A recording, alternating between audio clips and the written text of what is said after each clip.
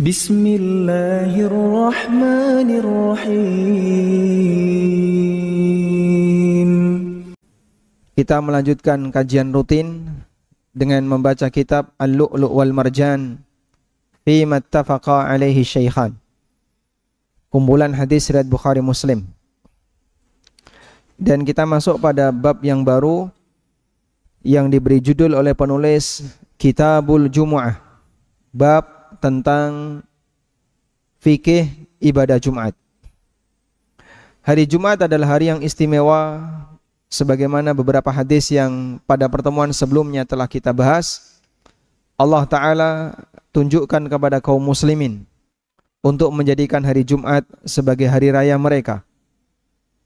Dan bagian dari bentuk memuliakan hari Jumat, ada banyak sekali sunnah yang diajarkan oleh Nabi SAW sepanjang hari Jumat.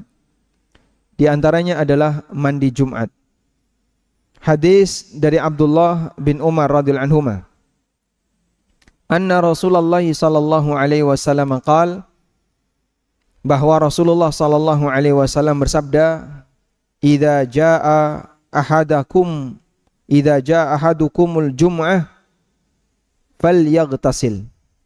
Apabila ahadukum, salah satu di antara kalian, mendatangi Jumatan, falyaghtasil, maka hendaknya dia mandi. Kemudian hadis berikutnya, hadis dari Umar bin Khattab radhiyallahu anhu. Dari Ibnu Umar radhiyallahu anhu, beliau bercerita bahwa Umar Ibnu Khattab radhiyallahu anhu, bainama huwa qa'imun fil khutbah, ketika beliau sedang menyampaikan khutbah yaumal jum'ah, di hari Jumat, idz dakhala rajulun minal muhajirin al-awwalin min ashabin Nabi sallallahu alaihi wasallam.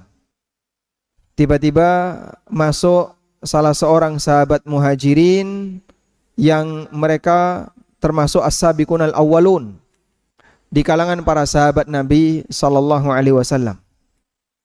Dan yang dimaksud adalah Utsman bin Affan.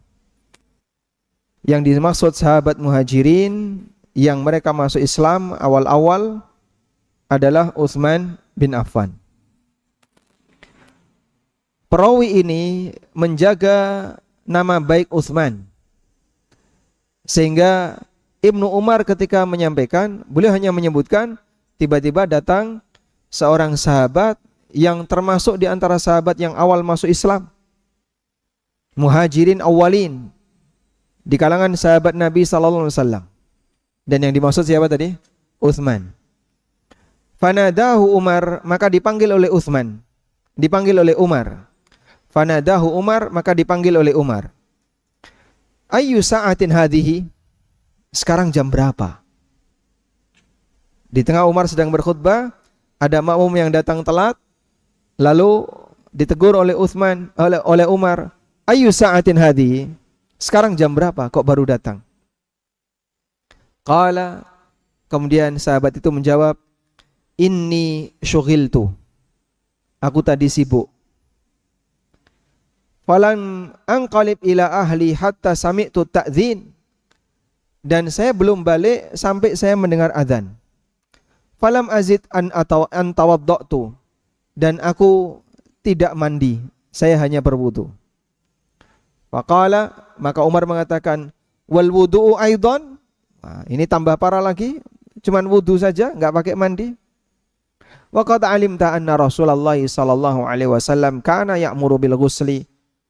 Padahal kau sudah tahu bahwa Nabi sallallahu alaihi wasallam memerintahkan untuk mandi. Sehingga beliau ketika hanya wudu ketika Jumatan dicela oleh Amirul Mukminin radhiyallahu anhu dengan mengatakan bahwasanya Rasulullah sallallahu alaihi wasallam memerintahkan kita untuk mandi Jumat. Baik. Bapak Ibu yang dimuliakan Allah Subhanahu wa taala, kita akan membahas tentang masalah mandi Jumat. Pertama berkaitan dengan masalah hukumnya. Mandi Jumat, ulama berbeda pendapat tentang hukumnya. Dan jumhur ulama mengatakan bagi mereka yang mau berangkat Jumatan dianjurkan untuk mandi Jumat. Dalam mazhab jumhur, mandi Jumat hukumnya sunnah dan tidak wajib.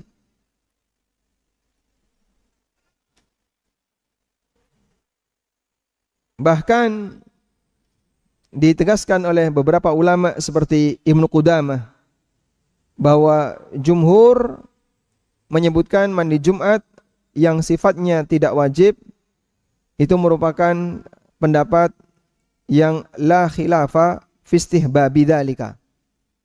Hampir tidak ada perbedaan dalam masalah ini. Sehingga hampir semua ulama berpendapat seperti itu. Coba kita baca keterangan Ibnu Qudamah. Ibnu Qudamah mengatakan dalam Al-Mughni, wa yustahabbu liman atal jum'ah ay yaghtasila wa yalbasa thawbaini nadhifain wa yatatayyabu la khilafa fi istihbabi dzalika. Kata Ibnu Qudamah, dianjurkan bagi orang yang mau Jumatan untuk mandi, memakai dua pakaian yang bersih. Dua pakaian yang bersih maksudnya atasan dan bawahan. Wa yatatayyabu, dan dianjurkan untuk memakai minyak wangi. La khilafa, tidak ada perbedaan fi istihbabi dzalika, mengenai hukum anjuran akan hal ini. Kemudian juga ditegaskan oleh An-Nawawi rahimahullah dalam Al-Majmu' Syarhul Muhadzab. Beliau mengatakan, faslun fil ighsali al-masnuna. Pasal tentang mandi-mandi yang hukumnya dianjurkan. Karena mandi ada yang wajib, ada yang dianjurkan. Di antara mandi yang dianjurkan, kata beliau, faminha ghuslul jum'ah. Di antara mandi yang dianjurkan adalah mandi Jumat. Wa huwa sunnatun indana, dan itu hukumnya anjuran menurut mazhab kami, wa indal jumhur, dan menurut jumhur ulama. Dan An-Nawawi mewakili mazhab Syafi'iyah. Sekarang kita baca keterangan dari Al-Allamah Al-Kharashi dalam Syarah Mukhtasar Khalil. Ini mewakili mazhab Malikiyah. Beliau mengatakan, ghuslul jum'ati sunnatun muakkadatun alal masyhur ala kulli man hadaraha. Mandi Jumat itu hukumnya sunnah muakkadah menurut pendapat yang masyhur bagi mereka yang mau mendatangi Jumatan. Malikiyah sejalan dengan mazhabnya siapa? Syafi'iyah dan Hambali. Demikian pula yang disebutkan dalam referensi yang lain yang menegaskan bahwa mandi Jumat hukumnya dianjurkan. Wallahu ta'ala alam, sehingga dari sini kita bisa lihat 4 madhab menegaskan mandi Jumat hukumnya dianjurkan. Sedangkan yang berbeda dalam hal ini adalah madhab Zahiriyah. Dalam madhab Zahiriyah, mandi Jumat hukumnya wajib. Ibnu Hazm dalam Al-Muhalla menyebutkan, wa ghuslu yaumil jum'ati fardun lazimun likulli baligin minar rijali wan nisa. Mandi Jumat itu hukumnya wajib bagi semua orang yang sudah balik, laki maupun perempuan. Ini pendapatnya Ibnu Hazm.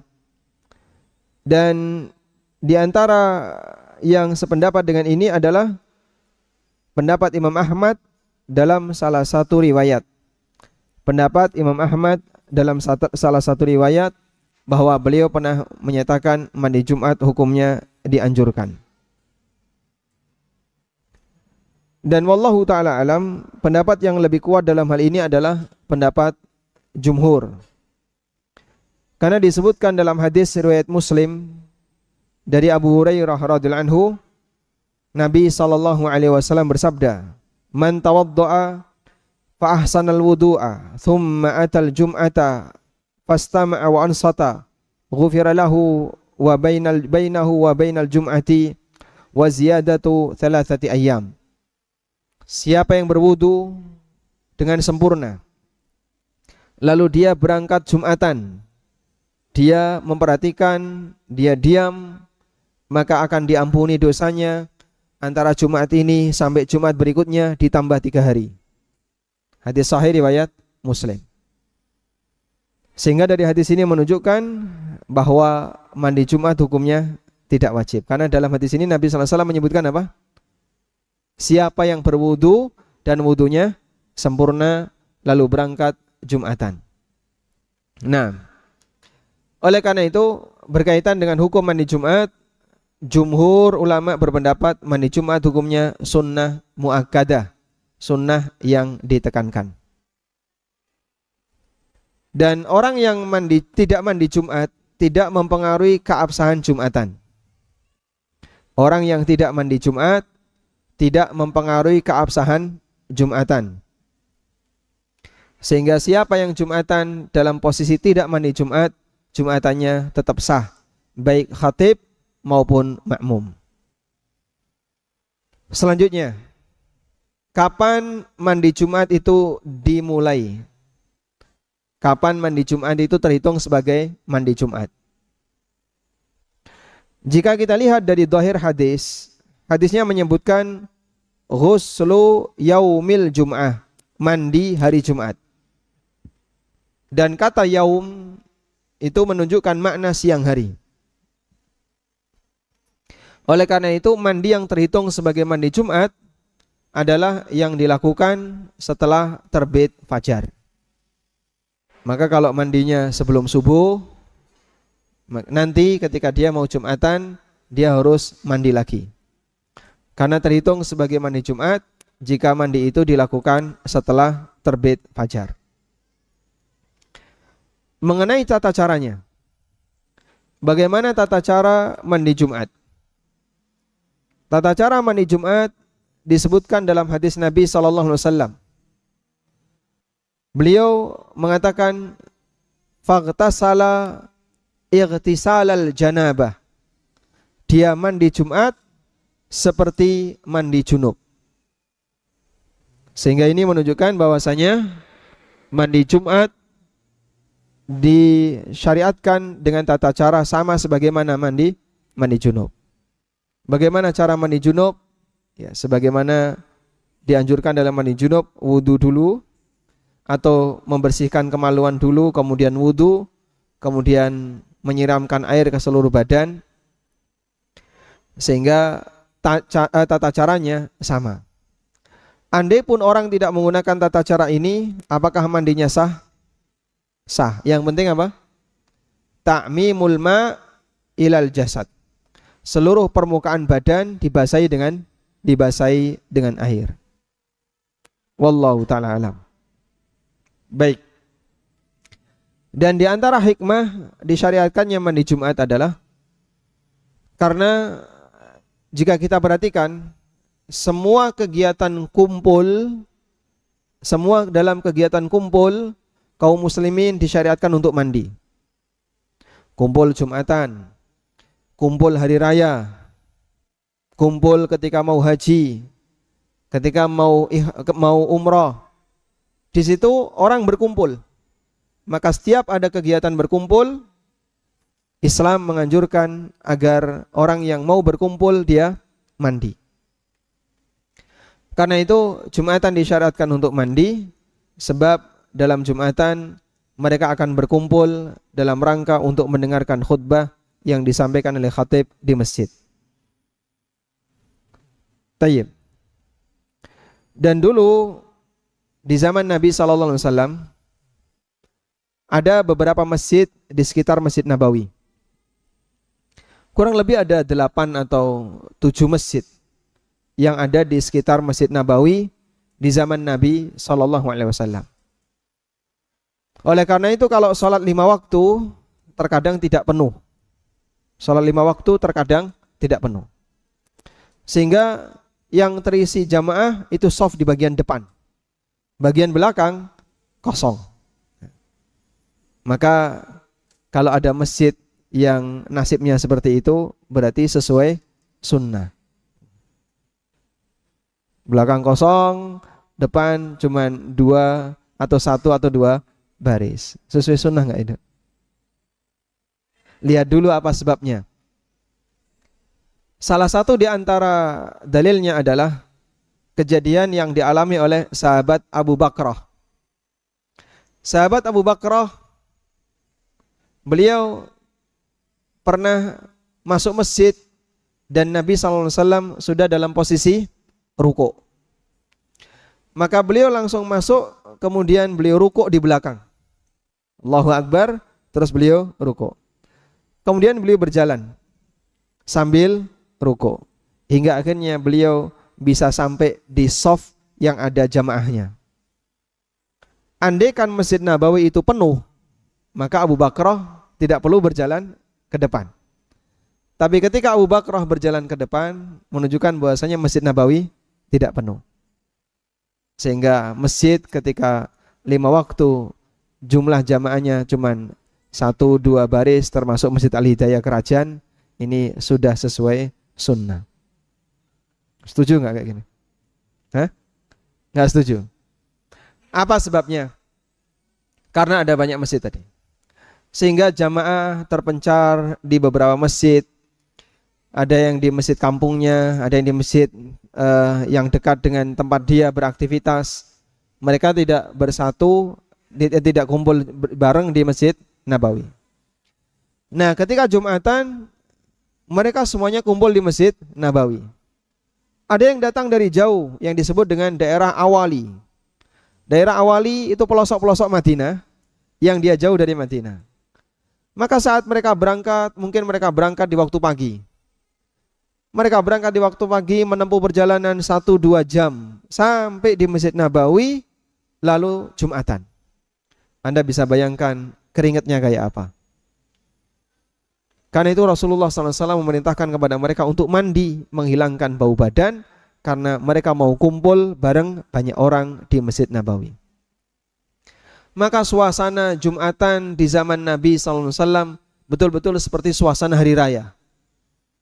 Sebab orang berangkat itu dari pagi, terutama yang dari jauh. Mereka ingin mendengarkan khutbah Rasulullah SAW. Momen istimewa, bisa mendengarkan langsung seorang Nabi bersabda. Dan seorang Nabi menyampaikan nasihat. Maka dari jauh mereka datang. Bisa sampai menempuh perjalanan sekian jam untuk bisa tiba di Masjid Nabawi. Tayyib. Sehingga ketika Jumatan, Masjid Nabawi suasananya lebih penuh dibandingkan sholat 5 waktu yang lainnya.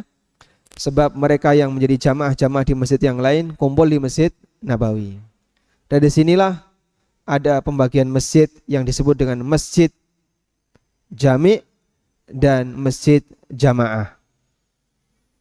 Masjid Jami' adalah masjid yang dipakai untuk Jumatan, dan Masjid Jamaah masjid yang tidak dipakai Jumatan, yang disebut dengan musalla atau langgar. Nah, wallahu alam. Walhamdulillahi rabbil alamin. Baik. Selanjutnya,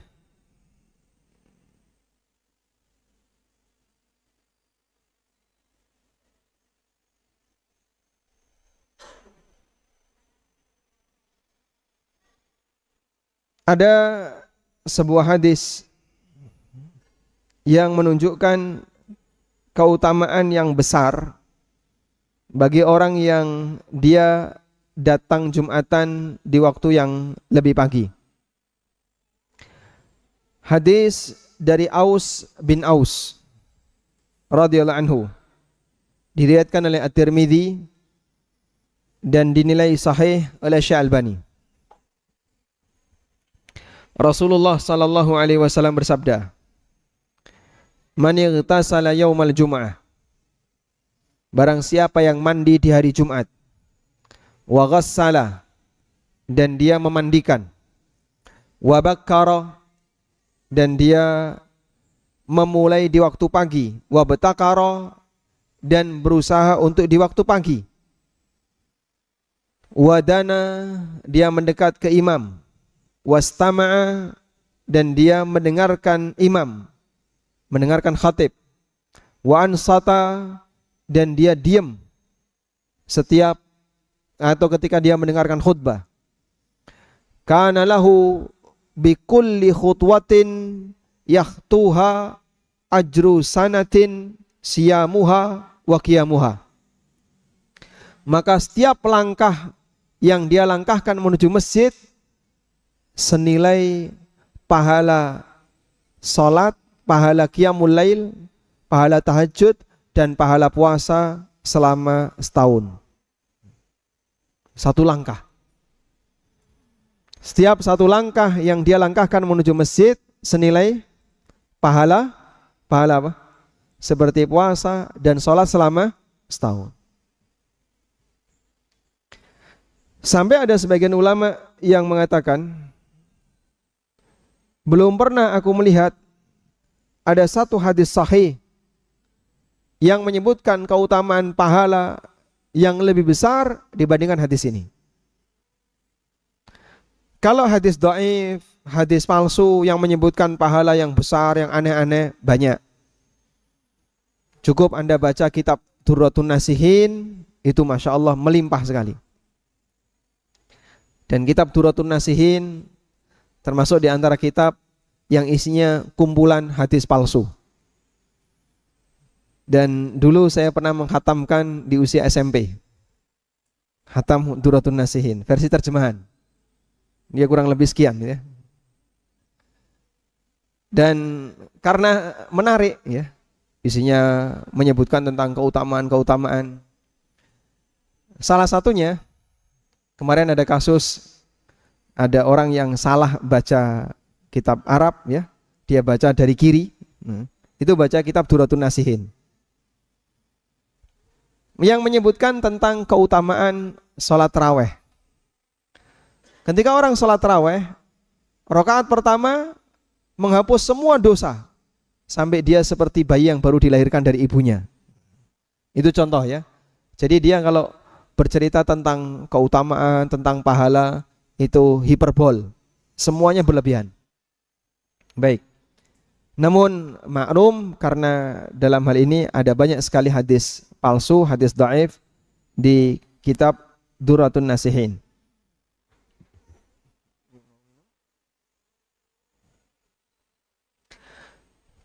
Namun untuk hadis sahih yang menyebutkan tentang keutamaan yang besar bagi orang yang Jumatan adalah hadis ini, di mana orang itu setiap langkahnya dicatat sebagai apa?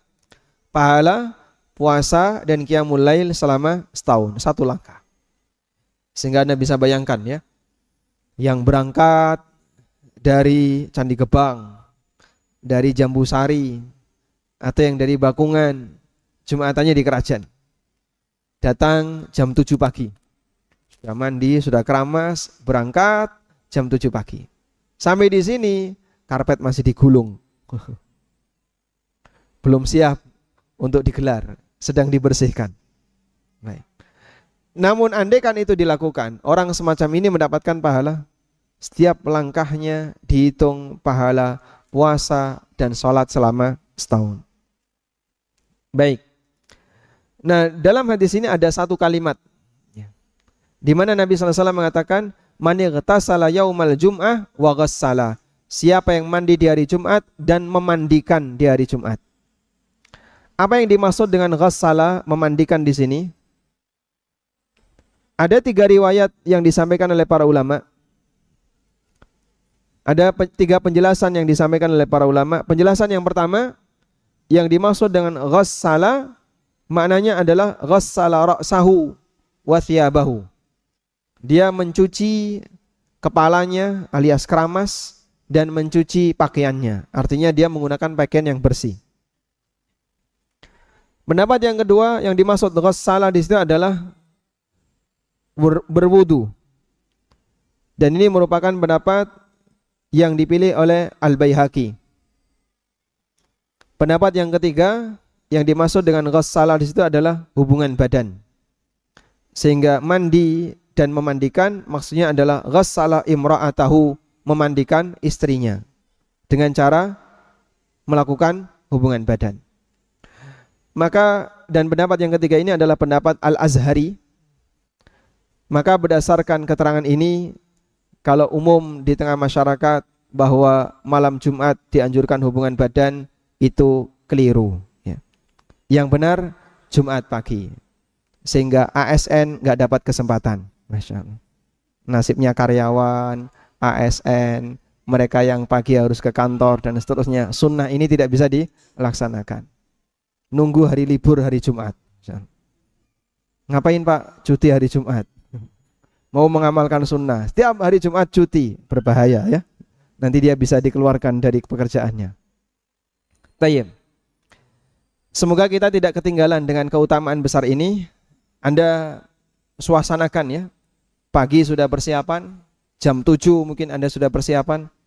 Kemudian berangkat dengan cara jalan kaki, memakai pakaian yang suci, pakai minyak wangi, mendekat ke khatib, dengarkan dengan baik, jangan ngantuk. Insya Allah setiap langkah dapat pahala, seperti salat dan puasa selama, seperti qiyamul lail dan puasa selama setahun. Wallahu a'lam. Kita beralih pada bab berikutnya. Babun wujubu ghuslil jum'ati ala kulli baligin minar rijal wa bayanu ma umiru bihi.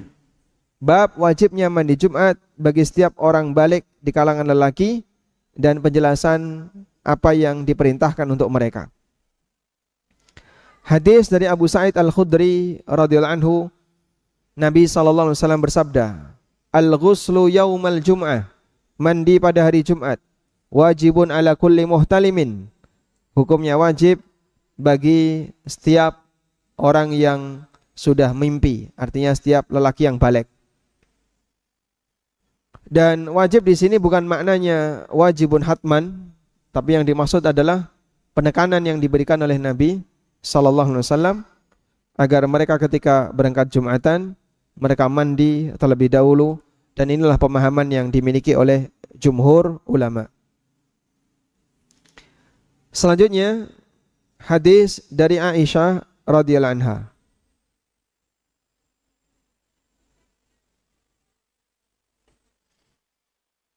Aisyah istri Nabi sallallahu alaihi wasallam menceritakan, Kana nasu yantabuna yaumal jum'ati min manazilihim wal awali fayatuna fil ghubar yusibuhumul ghubar wal araq fayakhruju minhumul araq fa'ata Rasulullah sallallahu alaihi wasallam insanun minhum wa huwa indi faqala an-nabiyyu sallallahu alaihi wasallam law annakum tatahartum liyaumikum hadha. Kata Aisyah,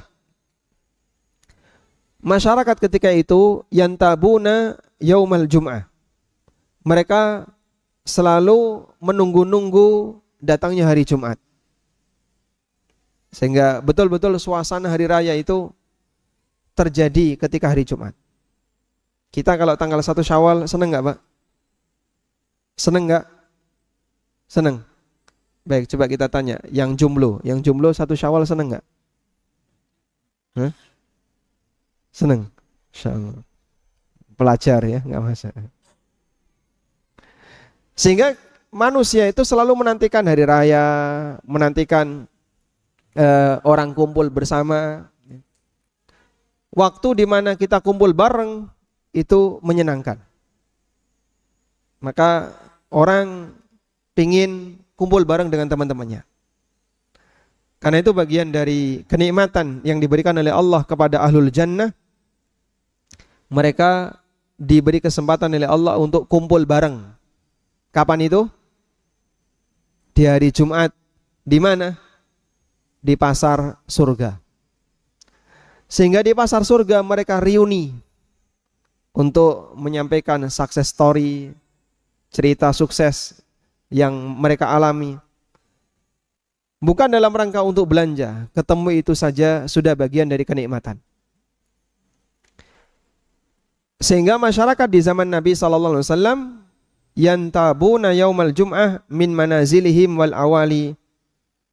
Mereka menunggu datangnya hari Jumat, berangkat dari rumah-rumah mereka dan dari al-awali. Awali bentuk jamak dari aliyah, yaitu tempat yang berada di sebelah timur Madinah.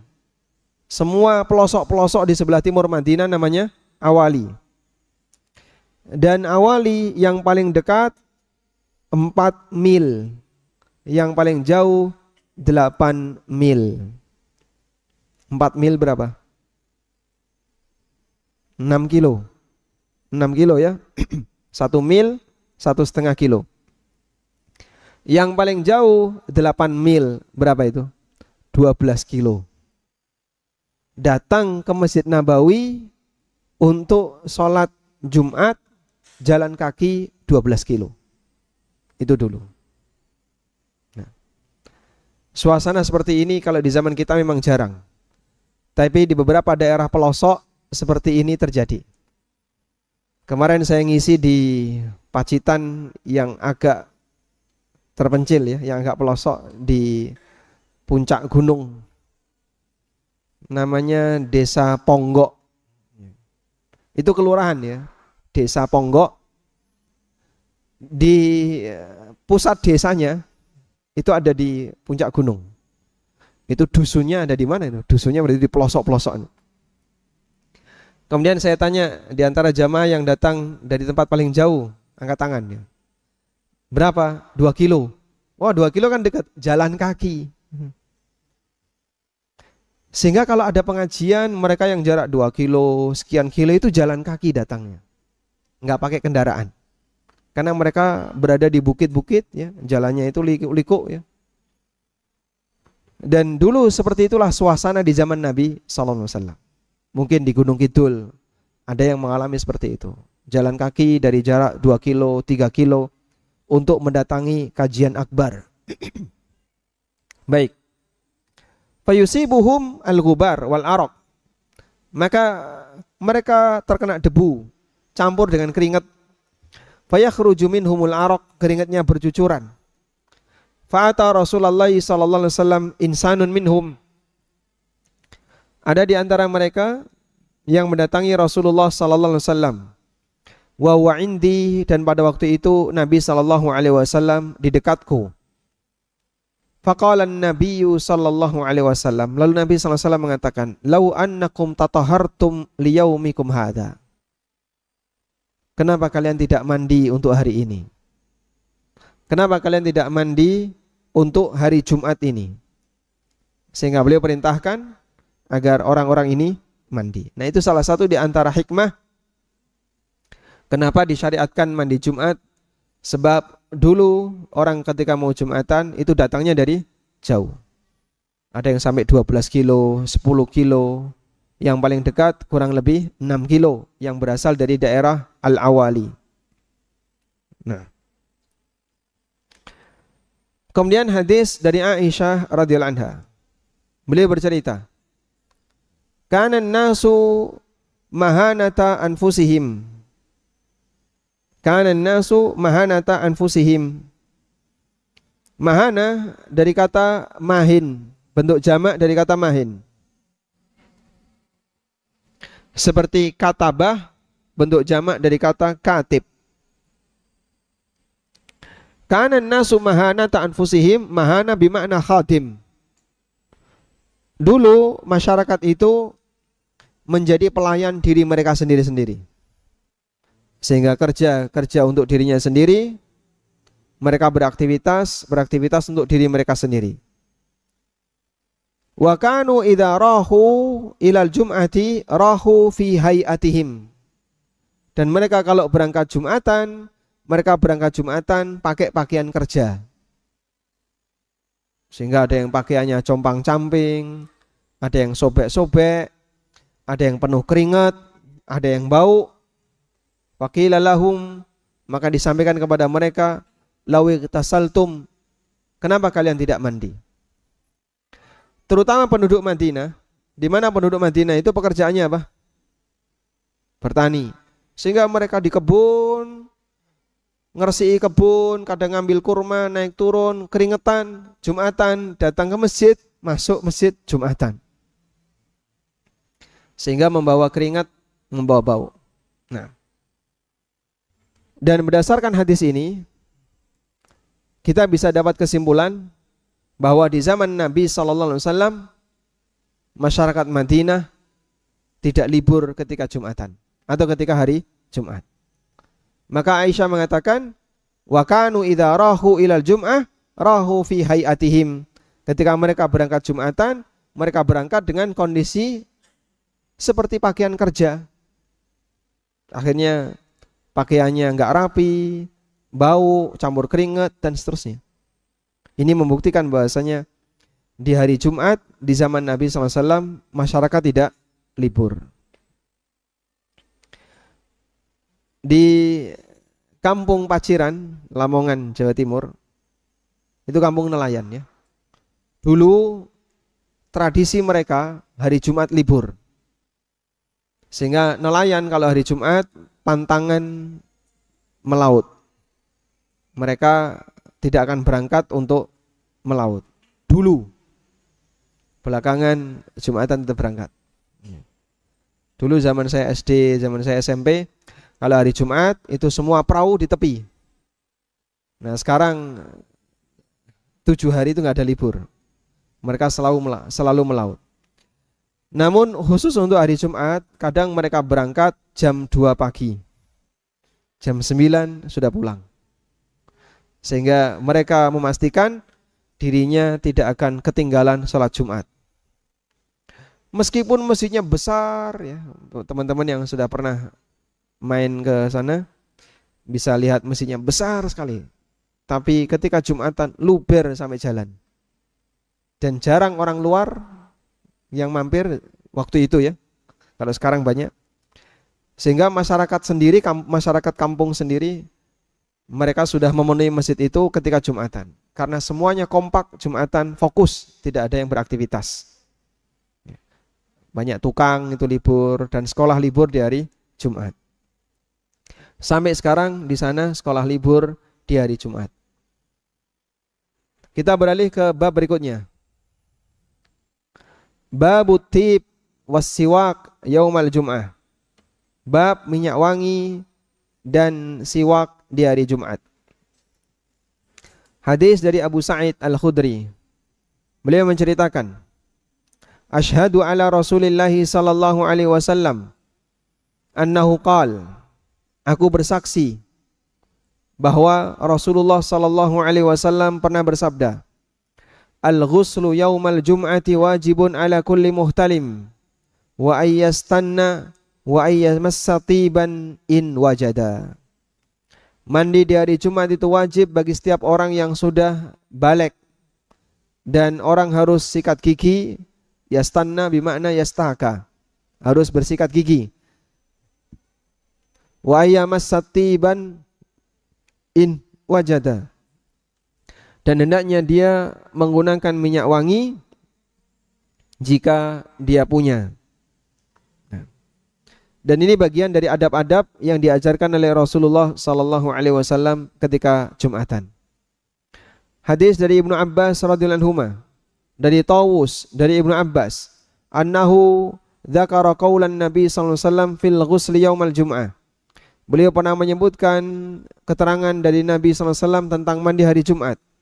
Faqultu li Ibnu Abbas, maka aku bertanya kepada Ibnu Abbas, ayamassu tiban aw duhnan in kana inda ahlihi?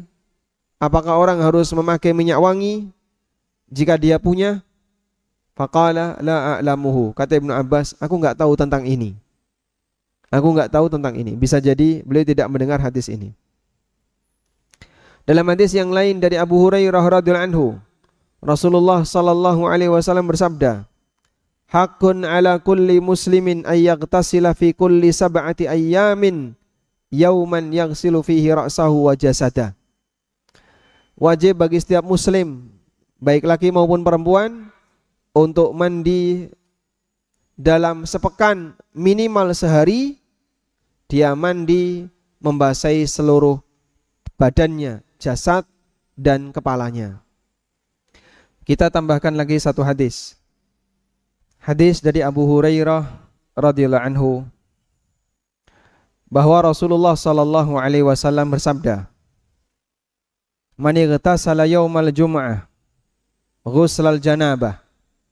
Siapa yang mandi di hari Jumat ghuslal janabah sebagaimana mandi junub. Ini yang menjawab pertanyaan tadi ya. Bagaimana cara mandi Jumat? Jawabannya apa? Sama persis seperti mandi junub. Tsumma raha. Kemudian dia berangkat. Dan raha maknanya adalah bersegera untuk berangkat. Faka'annama qarraba badanatan. Maka dia seperti kurban seekor onta. Wa man raha fi sa'ati tsaniyah. Tapi siapa yang berangkat di waktu yang kedua, faka'annama qarraba baqaratan, maka dia seperti berkurban seekor sapi. Siapa yang berangkat di waktu yang ketiga, maka dia seperti berkorban seekor kambing yang bertanduk. Dan ini menunjukkan bahwasanya kambing yang punya tanduk itu kurban yang bagus. Kambing kurban yang bertanduk itu bagus. Meskipun tanduknya nggak bisa dimakan. Tapi makin indah, makin disayang orang.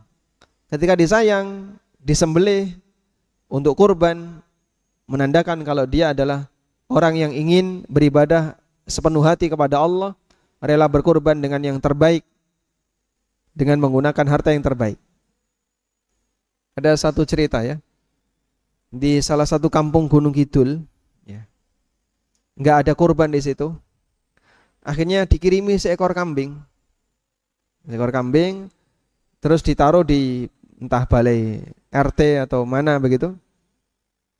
Nah terus di hari H masyarakatnya itu melihat kambing jantan bagus, eman, sayang ini kalau disembelih. Akhirnya ras itu disembelih Pak, dirawati Pak. Karena bagus, eman kalau disembelih, Masya Allah. Ya, itu contoh ya, karena pengaruh cintanya seorang terhadap dunia, kadang dia melihat binatang yang bagus, dia sampai gak tega untuk menyembelih. Wa man raha fi sa'ati rabi'ah, dan siapa yang berangkat di waktu yang keempat, maka dia seperti berkorban seekor ayam. Dan siapa yang berangkat di waktu yang kelima, maka seperti berkorban sebutir telur.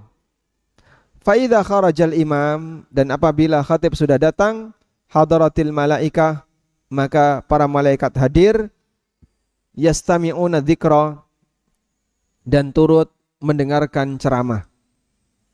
Baik. Sekarang kita akan bahas apa yang dimaksud dengan as-sa'atul ula, as-sa'atul tsaniyah, di waktu yang pertama, waktu kedua, waktu ketiga sampai kelima.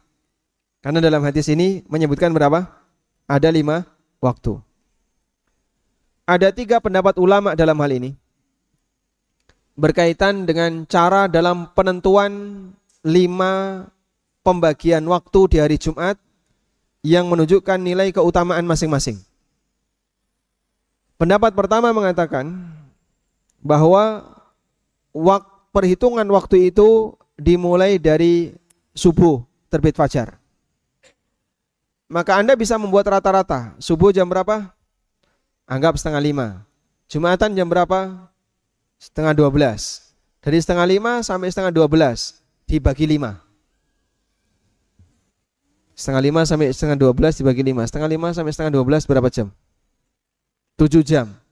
Dibagi 5 berarti kurang lebih 1,5 jam. Maka as-sa'atul ula itu dimulai dari 4:30 sampai jam 6.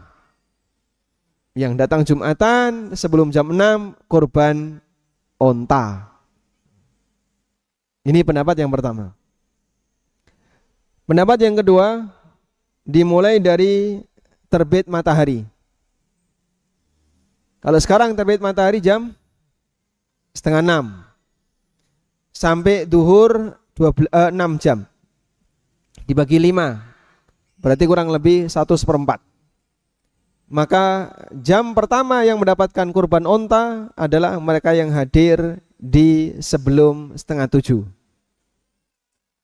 Nanti sebelum 7:30, dia yang hadir sebelum 7:30 kurban sapi. Dan ini merupakan pendapat Asy-Syafi'i dan Ahmad. Pendapat ketiga, bahwa pembagian 5 waktu ini dalam siapa yang lebih duluan Jumatan, ini dimulai sejak zawal, sejak masuk waktu duhur. Dan ini pendapat Malikiyah. Ini pendapat Malikiyah. Maka karena dimulai sejak zawal, siapapun yang hadir pertama, walaupun agak siang, dia dapat onta. Sehingga berdasarkan urutan, hadir pertama, kedua sampai kelima. Tapi pendapat yang terakhir ini, yang merupakan pendapat Imam Malik, dinilai dhaif oleh para ulama, dibantah oleh Ibnu Qudamah, dan pendapat ini tidak sejalan dengan sunnah. Karena Nabi SAW naik mimbar itu ketika zawal. Kalau datangnya khatib bareng dengan datangnya makmum, lucu. Ada nggak Jumatan datangnya khatib bareng dengan datangnya makmum? Lucu ya? Baik.